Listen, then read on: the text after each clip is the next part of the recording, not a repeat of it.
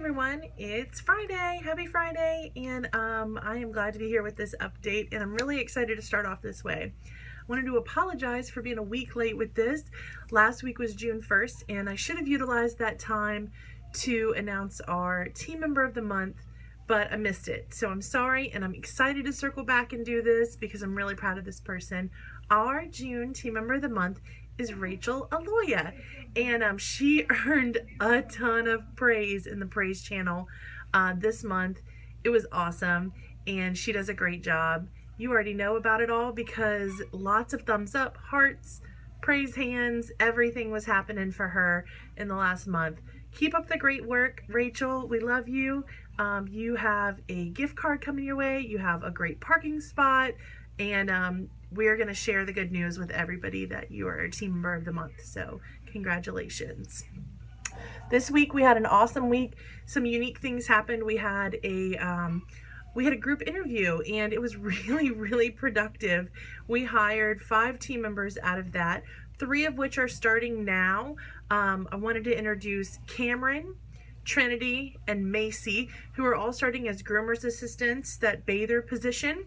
They're going to be attending Sprout School this weekend with Alex, and they're going to be ready to go and start work next week. So we're really excited. Welcome to those 3 ladies. I also wanted to remind everybody about Sprout School. That's happening regularly as we get team members in, and we're just offering whatever kind of training that they need to get started. So if we're hiring for nurses, we try and lump them together, get nurses in, groomers assistants, customer care team members, and so on. But whenever those team members go through Sprout School and they graduate, they are ready to start working. So when you have them in, you don't have to have them do a day of observation or any real extra basic type of training to start. They are usually ready, and they've got usually the first few elements of their training guide even completed. So in the text, I give you some examples of what they go through during that, but essentially just remember they're really ready to start working, and just need your guidance on maybe how and where to go next. Again, welcome to the team, those 3 ladies. I'm really excited for them. More on grooming real quick. We have had, just in the past, not that there's a surge, but just we're, I think, organized and ready to respond to it now.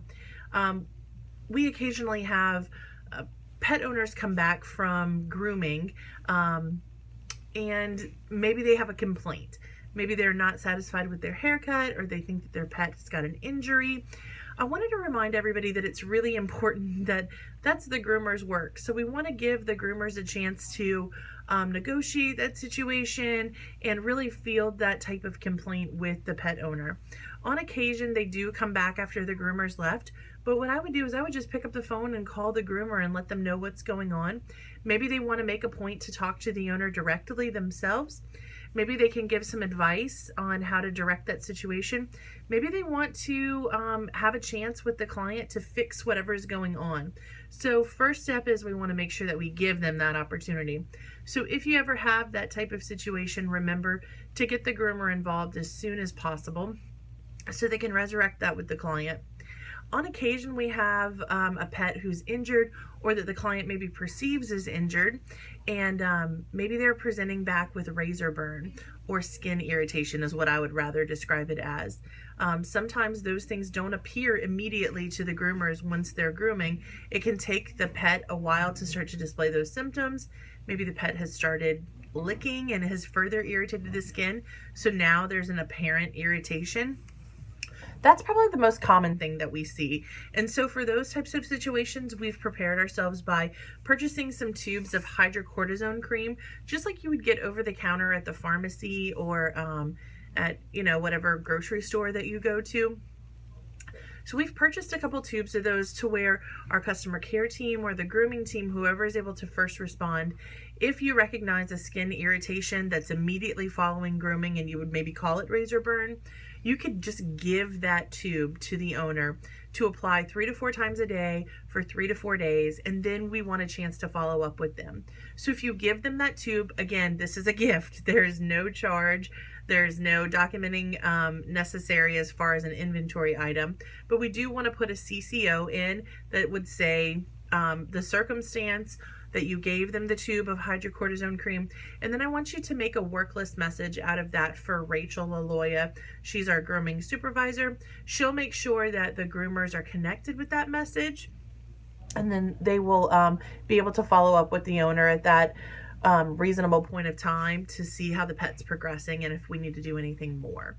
So that's what I wanted to share about grooming. Just important to make sure that we give everybody that opportunity to make things right before we jump right into a medical situation. The next thing that I wanted to share about was our nurses CE for the month of June. That's our laser therapy CE. Again, that's a mandatory training for nurses. We had one just yesterday. We'll do another on June 12th at noon. That's next Tuesday. Again, as a reminder, all nurses are required to do that, but all team members are welcome to do it as well. Just only the nurses are required to do it because they're the actual ones who are doing that therapy or that treatment, and it's an AHA requirement at this point. So everyone's welcome to that meeting. Make sure that you check in with your supervisor if you're working that shift and you weren't already assigned to go, so that they know to get you the right coverage or to see how they can get you connected with that training. I'm also really excited to announce that we've picked out our CE for the month of July, and it's going to be based around euthanasia services, how we can, as a practice, enhance those for the patient, for the client, and then for ourselves as team and supporting each other through that type of thing. So we're still working on some dates for that in July. We're a little further off and we have to use our space really, really strategically. So we'll get those out as soon as we can, but that's our topic for July because a few people were asking. The next thing that I wanted to share about that I've also written in the text of the training is about transferring to the resort. This can go either direction if you're transferring from the resort to the hospital or from the hospital to the resort. But most commonly we run into situations of sending a pet from hospital care into resort care. And what happens in those situations is a lot of times the medications are not being logged on that pet's activity, and so they're not given. So what actually has to happen is a customer care team member has to take the medications that maybe a nurse would have, and they will add it as a treatment. Atlantis works similar to Whiteboard. You can print out lists of things that have to happen, and if a patient's care is not on that list, it's not going to happen.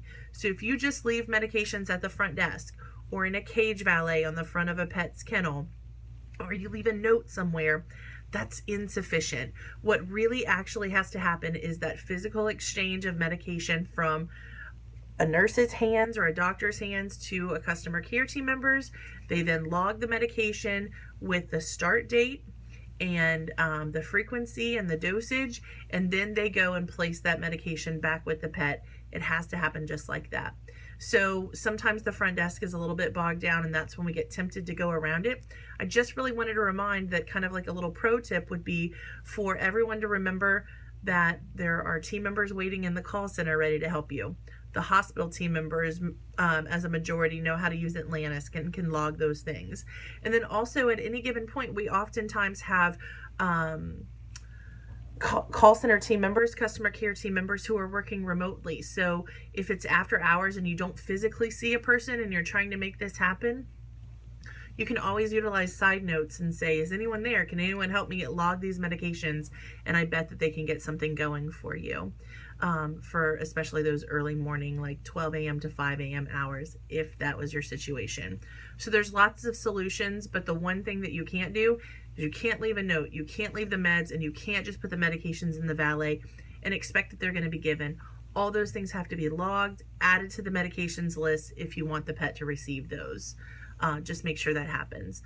The other thing that happens sometimes when we're trying to communicate between those two departments is we will want to call an owner to advise that the pet's done with services. So majority of the time it's that a pet's had hospital services and now needs to go back to grooming. And after hospital services are done, we want to send that discharge video, or we want to do that last phone call to say, hey, they're ready to go, you can come and get them, because that's your routine. But if you are supplying multiple services to that pet, hospital, and resort. You have to communicate between the two departments. Side notes is ideal for this, so that you could share what needs to happen. You can also go ahead and let the owner know that one service is done, and then that they'll get a phone call from maybe the grooming room when the other is completed. Just remember to keep that on your radar and be really strategic about that, and know that not all pets are going home immediately when they're done with their hospital services. It's important. Also, for the hospital treatment room, we've been finding a lot of supplies in really unique places, and I think that just has to do with our growing team and having a younger team. So just make sure that you utilize the feature in Avamark, the location feature. That is so helpful. Dawn logs the location of where all kinds of items are stored. And when I say all kinds of items, I mean all types of items. All items have a location, and so you can use those to find what you need, and you can also use that to know where to put away maybe what you're unpacking, to make sure that it makes it into the home where that item lives. So we've got some examples of some little blunders. Sometimes you just can't find it. Technology is not being your friend at that moment, or whatever's happening. In those cases, I would urge you to leave a note on the dry erase board for your co-team who may be coming in, to let them know, like, you didn't know where to put this item, but you tried. That's helpful.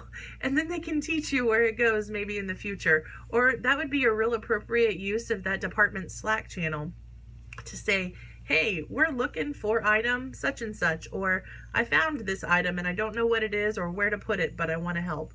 I think any effort to help, other people are going to jump in and help you back. That's just how our team goes, and I love that.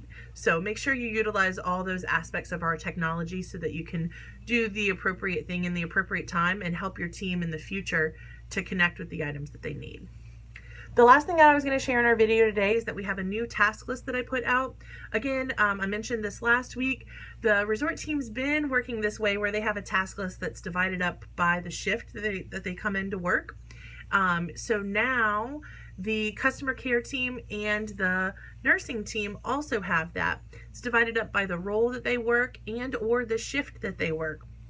So the customer care team has more shifts and more roles, so that they have a lot of sheets in this sheet that I made. I made a Google document, and for those departments, I assigned you a secondary training today so that you would know what's on the list, how to use them, and any SOPs that we had to add to kind of support those tasks on the list.